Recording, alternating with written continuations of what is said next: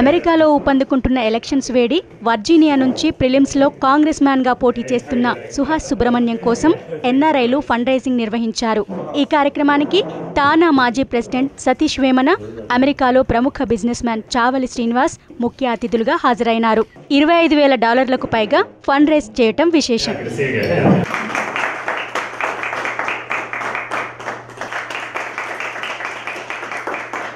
Thank you so much. Thank you all for having me.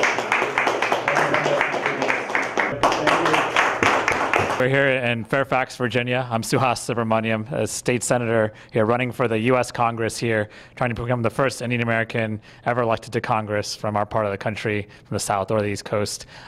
The election is on June 18th, and we're here with some of the biggest VIPs in the area to come and support us. With a team like this, we can't be stopped.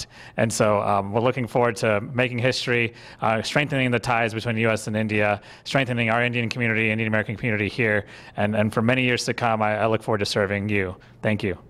వాషింగ్టన్కి కోతవేటలో ఉన్న లౌడన్ county Virginia 10 district నుంచి మొట్టమొదటిసారిగా Virginia state senator అయిన మన సుహాస్ సుబ్రహ్మణ్యం గారు మళ్ళీ ఇప్పుడు Virginia 10 district నుంచి కాంగ్రెస్మెన్గా పోటీ చేస్తున్నారు.